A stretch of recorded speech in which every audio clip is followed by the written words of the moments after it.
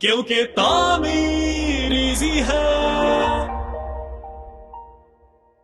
Hello and अस्सलाम वालेकुम। तामीर इजी के साथ मैं हूं नजफ राजा। उम्मीद है आप सब खैर खैरियत से होंगे। किसी भी बिल्डिंग को कंस्ट्रक्ट करते हुए दो चीज़ों का हम खास ख्याल रखते हैं, एक उसकी बुनियाद और उसकी मजबूती का। जितनी बुनियाद मजबूत होगी उतना ही लंबा अरसा इमारत आपके साथ वक्त गुजारेगी, साथ देगी आपका, और आप सुकून से वहाँ पर अपनी ज़िंदगी गुजार सकेंगे। अब उसके लिए हम ज़्यादातर जो इस्तेमाल किया जाता है कि इसकी फाउंडेशन स्ट्रॉन्ग की जा सके, वो है प्लिंथ बीम। अब ये प्लिंथ बीम है क्या? फाउंडेशन के बारे में तो हमने सुना था, हमने बीम के बारे में अलहदा से सुना है, पढ़ा है, हमने सुना है स्लैब के बारे में, लेकिन ये प्लिंथ बीम क्या है, आज हम ये डिस्कवर करेंगे, इसके बारे में इंफॉर्मेशन लेंगे। आज हमारे साथ जो गेस्ट मौजूद हैं, अमजद साहब, अस्सलाम वालेकुम सर। वालेकुम सर अस्सलाम, बहुत कैसे हैं शुक्रिया आप? जी आपका। सर आज प्लिंथ बीम को हम डिस्कस करेंगे, तो सबसे पहला हमेशा की तरह मैं जानना चाहूँगी कि प्लिंथ बीम होता क्या है?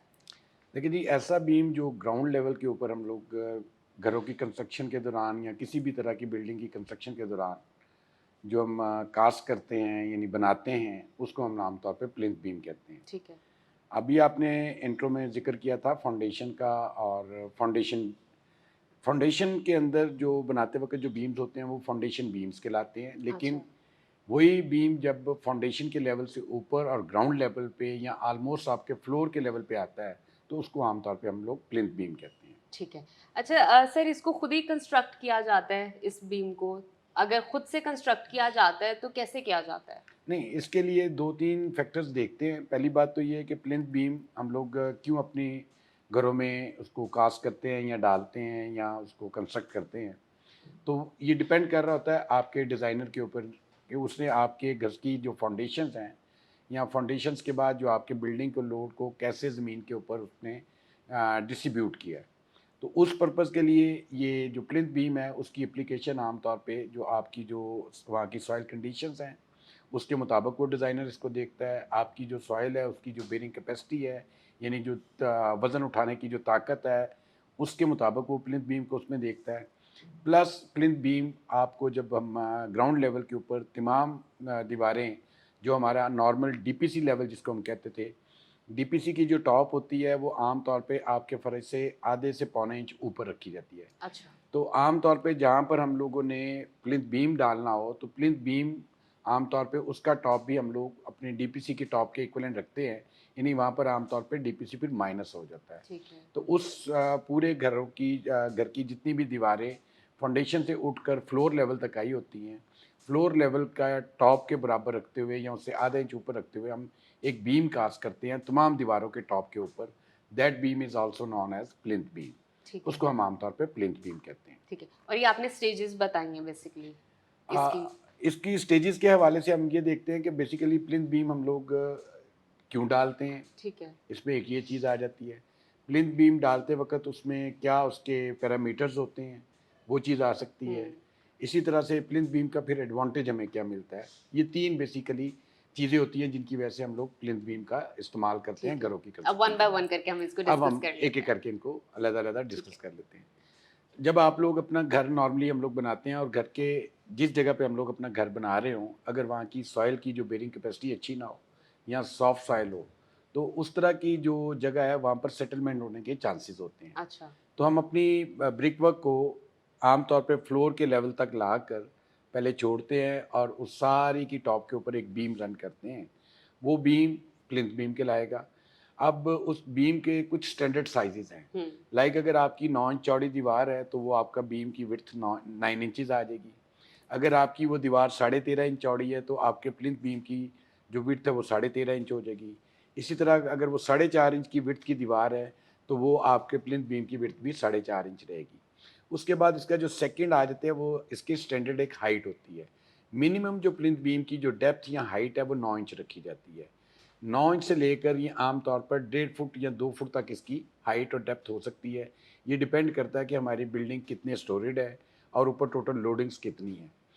प्लिंथ बीम जब हम किसी भी घर की कंस्ट्रक्शन के दौरान प्लिंथ बीम का इस्तेमाल करते हैं तो हमारी से अगर मैं कहूँ कि हम लोग एक डबल स्टोरी घर बना रहे हैं, उस डबल स्टोरी घर का जो अपना एक डेड लोड है जो उस पूरी बिल्डिंग का लोड बन रहा है, फिर उसके अंदर कुछ लाइव लोड्स आते हैं जो उसके अंदर रहने वालों का जितना वज़न आता है। इसी तरह से डेड लोड में जो आपके फर्नीचर या दूसरे अप्लाइंसेस वगैरह आते हैं, इन तमाम लोड्स को जब वर्कआउट करके जब हम अपने दीवारों के थ्रू उसको ज़मीन के ऊपर ट्रांसफ़र कर रहे होते हैं, तो आपने देखा होगा कि अक्सर घरों में किसी दीवार के अंदर एक तिरछे किस्म का क्रैक आता है, जिसको हम डायगोनल क्रैक कहते हैं। बिल्कुल। वो डायगोनल क्रैक आमतौर पे फर्श से तकरीबन शुरू होता है और छत की तरफ ट्रेवल करेगा। तो ये बेसिकली उस लोकलाइज्ड एरिया की या उस दीवार के उस हिस्से की सेटलमेंट होती है। हम्म, इसको आमतौर पे हम लोग डिफरेंशिएट सेटलमेंट कहते हैं। अच्छा। फ़र्ज़ किया कि आपका 10 मरले का या 1 कनाल का घर है, तो 1 कनाल के घर की जो नॉर्मल जो उसकी पेरिफेरल वॉल जो एक्सटर्नल वॉल जो है, वो आम तौर पर अगर हम देखें तो तकरीबन कोई लगभग कोई सवा 200 से 200 रनिंग फुट के लगभग उसका वो पेरिफेरी बन रही होती है। तो आप देखेंगे वो बाज़ का तो सारी दीवारों में क्रैक्स नहीं होते, किसी एक पर्टिकुलर पॉइंट के ऊपर वो क्रैक आता है। हम्म, उस तरह की डिफरेंशियल सेटलमेंट को रोकने के लिए यानी वो आम तौर पे वो नीचे, इसका मतलब ये है कि आपको सॉइल सॉफ्ट मिली है या उसकी जो बेरिंग कैपेसिटी है वो इतनी अच्छी नहीं है कि वो पूरे घर का लोड ले। तो जिस जगह पे वो ज़्यादा वीक जोन होता है वहाँ पर दीवार में क्रैक्स अपीयर होते ठीक हैं। है।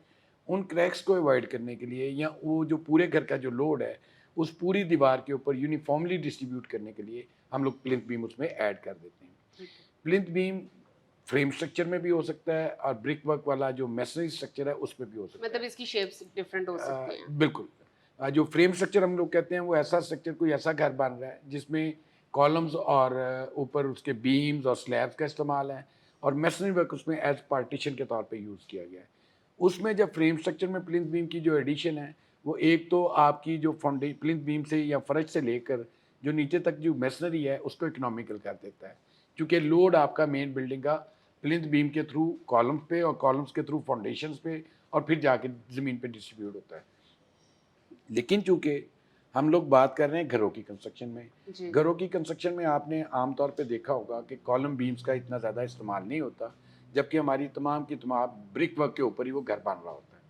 तो ब्रिक वर्क के डीपीसी के लेवल के ऊपर आकर हम आम तौर पे ये बीम इसलिए कास्ट करते हैं प्लिंथ बीम, ताकि हमारी दीवारों में किसी किस्म की कोई डिफरेंशियल सेटलमेंट ना हो और जो दीवारों में बाद में क्रैक्स अपीयर होने होते हैं वो क्रैक्स ना आए, या जो हमारे पूरे घर का जो लोड है वो दीवारों के थ्रू और दीवारों के ऊपर दीवारों के थ्रू प्लिंथ बीम पे और प्लिंथ बीम के थ्रू वो यूनिफॉर्मली डिस्ट्रीब्यूट होकर ज़्यादा वाइडर एरिया के ऊपर अपने आप को डिस्ट्रीब्यूट कर। बिल्कुल ठीक। बड़ी खूबसूरती से आपने एक्सप्लेन किया है इस प्रोसेस को और इसके स्टेजेस को। जानना मैं आपसे ये चाहूँगी कि इसके कोई डीमेरिट्स भी हैं? मतलब इसके कुछ नुकसानात भी हैं इस बीम को इस्तेमाल करने के, या ये सिर्फ़ आप अपनी मर्ज़ी से यूज़ करते हैं, या इसका लगाना ज़रूरी है? नहीं, आम तौर पे इसका नुकसान तो कोई नहीं है प्लिंथ बीम का एज सच। ठीक है। एडवांटेज हमें ये इससे बहुत सारा मिलता है। एडवांटेज हमें जो डिफरेंशियल सेटलमेंट, जो सॉइल की बेरिंग कैपेसिटी को अगर हम इम्प्रूव नहीं कर सकते तो ये उसको कंपनसेट कर ठीक देता है। है। इसी तरह से जो अगर आपकी जो नीचे से अर्थ की कोई मूवमेंट और डिस्प्लेसमेंट होती है तो उसका इम्पैक्ट जो आना होता है वॉल्स के ऊपर, उस इफेक्ट को ये प्रिवेंट कर रोकता देते है हैं, या उसको ठीक है। प्रिवेंट करता है उससे भी। और बेसिकली आपके घर की आप कह लें कि उसकी स्टेबिलिटी और उसकी जो ड्यूरेबिलिटी है या उसकी जो लाइफ है पूरी आपके घर की बिल्डिंग की, उसको आमतौर पे ये उसके लिए काफ़ी इफ़ेक्टिव रोल प्ले करता है। बिल्कुल ठीक। इसी तरह से प्लिंथ बीम का अगर और हम एडवांटेजेस की बात करें तो जी। जैसे ये डिफरेंशियल सेटलमेंट को अवॉइड करवाता है या उसकी जो उसके क्रैक्स की अपीयरेंस है उसको रोकता है। इसी तरह से एक और फैक्टर आ जाता है जिसमें आप कहते हैं अर्थक्वेक। हुँ।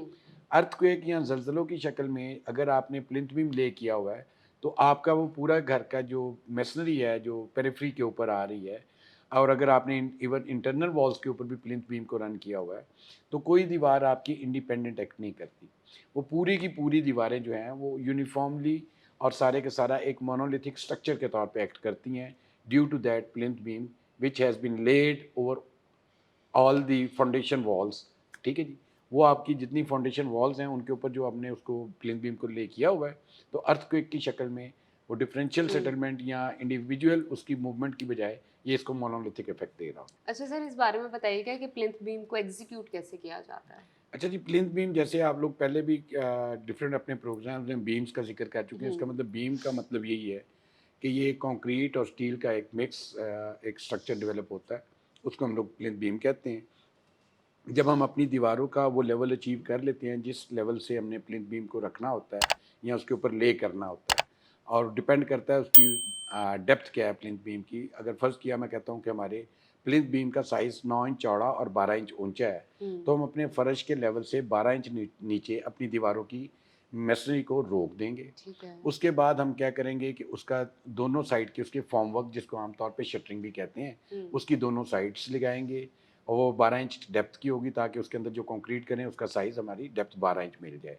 जब हम फॉर्म वर्क कर लेते हैं तो उसके बाद इसका प्लिंथ बीम के लिए आम तौर पे इसका स्टील का जो केज है वो अलहदा से नीचे फिक्स करके तो उसको उसके अंदर प्लेस कर दिया जाता है। अच्छा। इसमें इसी तरह से बॉटम स्टील होता है, टॉप स्टील होता है, और उसमें कुछ शेयर लिंक्स, जिनको हम आमतौर पे अपनी ज़ुबान में रिंग्स कहते हैं, या मिस्त्री की ज़ुबान में उसको रिंग्स कहते हैं, वो डाल के इसमें प्रॉपर रीइंफोर्समेंट आ जाती है। तो इसमें रीइंफोर्समेंट में वही एहतियात हमारी ज़रूरी है कि स्टील प्रॉपर ग्रेड का हो, और वो लो क्वालिटी का स्टील ना हो। फॉर्म वर्क जो हम लगाएं वो प्रॉपरली उसकी प्लम और उसकी अलाइनमेंट को चेक कर लिया जाए, और उसको इस तरह से वाटर टाइट कर दिया जाए कि जब हम प्लिंथ बीम की कंक्रीट करें इसमें, after placing form work and steel, तो उसमें से वो स्लरी की शक्ल में उसकी वेस्टेज ना हो, या उसमें से बहुत ज़्यादा वो जो है वो कंक्रीट करते वक्त उसमें से स्लरी और पेस्ट उसमें से बाहर ना निकल सके, बिल्कुल। या उसकी ब्लीडिंग ना हो सके। सही। तो हम फॉर्म वर्क को इस एतबार से थोड़ा सा उसको अच्छा कर लेते हैं। तो ये उसकी कंपोजिशन है। कंक्रीट आमतौर पे जो इसमें कंक्रीट इस्तेमाल की जाती है वो 3000 PSI यानी पाउंड पर स्क्वायर इंच की, या अगर उसको हम दूसरा कह लें तो C20 ग्रेड की या M20 ग्रेड की कंक्रीट का इस्तेमाल किया जाता है, जो कि इक्वलेंट टू 3000 PSI के होती है। यानी स्टील, कंक्रीट और फॉर्म वर्क, ये 3 कंपोनेंट्स हैं, और इसके बाद इसकी वही प्रिकॉशनरी मेजर्स हैं जो या क्वालिटी के एतबार से हम दूसरी चीज़ों में करते अच्छा हैं। सर, एक और सवाल है, वो ये कि अगर हम ना इसका इस्तेमाल करें तो भी फाउंडेशन हमारी स्ट्रांग रहेगी, या ये एक स्ट्रांग इन्फ्लुएंस और इफेक्ट क्रिएट करता है किसी बिल्डिंग में? आमतौर पे जो घरों में कंस्ट्रक्शन हो रही है, अगर उसकी फाउंडेशन प्रॉपरली डिज़ाइन की गई हो, ठीक और है। फाउंडेशन के नीचे वाली जो सॉइल है उसको अच्छा कॉम्पैक्ट किया गया हो, तो प्लिंथ बीम की डबल स्टोरी और ट्रिपल स्टोरी के घर तक की ज़रूरत नहीं होती। ठीक है। लेकिन चूंकि आजकल मार्केट का एक ट्रेंड है कि बहुत सारे जो प्रोफेशनल कॉन्ट्रैक्टर्स जो ये काम कर रहे हैं, वो बाज़ का इस चीज़ को, जब वो मटेरियल काम करते हैं तो इस चीज़ का ख्याल नहीं रखते। उनकी कोशिश ये होती है कि जो फाउंडेशन रिक्वायर्ड साइज़ है, आमतौर पे उसकी विड्थ वो पूरी नहीं करते। इसी तरह जो फाउंडेशन के लिए जो डेप्थ रिक्वायर्ड होती है, वो उस डेप्थ को पूरा अचीव नहीं करते। तो इन 2 कमियों की वजह से जो दीवारें हैं या घर जो हैं, उसमें क्रैक्स के अपीयरेंस के चांसेस होते हैं ड्यू टू सेटलमेंट। ठीक वो है। सेटलमेंट यूनिफॉर्म भी हो सकती है और डिफरेंशियल भी हो सकती है। उस चीज़ को किल करने के लिए हमें प्लिंथ बीम रन करना ज़रूरी हो जाता है। लेकिन अगर प्रॉपर फाउंडेशन डिज़ाइन हुई है और आपके स्ट्रक्चर डिज़ाइनर ने उसमें प्लिंथ बीम नहीं आपको सजेस्ट किया हुआ, तो फिर उसकी ज़रूरत नहीं होती। बिल्कुल ठीक। Thank you so much sir, आपने इतनी इन्फॉर्मेशन दी और आपने भी बहुत सारी चीज़ें सीखी होंगी और जानी होगी, और मुझे भी बहुत कुछ डिफरेंट और नया मालूम हुआ आज। और इस वीडियो के नीचे अगर कोई आपको लगता है कि कोई सवाल आपका रह गया है, तो इस वीडियो के नीचे कमेंट कर दीजिए, या तमीर इजी की जो वेबसाइट है उसको विजिट कर लीजिए। अपना और अपने घर वालों का बहुत सारा ख्याल रखिए। नजफ राजा को दीजिए इजाज़त। अल्लाह हाफिज़। कंस्ट्रक्शन से रिलेटेड रहनुमाई और अपडेट्स के लिए विजिट कीजिए tameereasy.com। क्योंकि तामीर इजी है।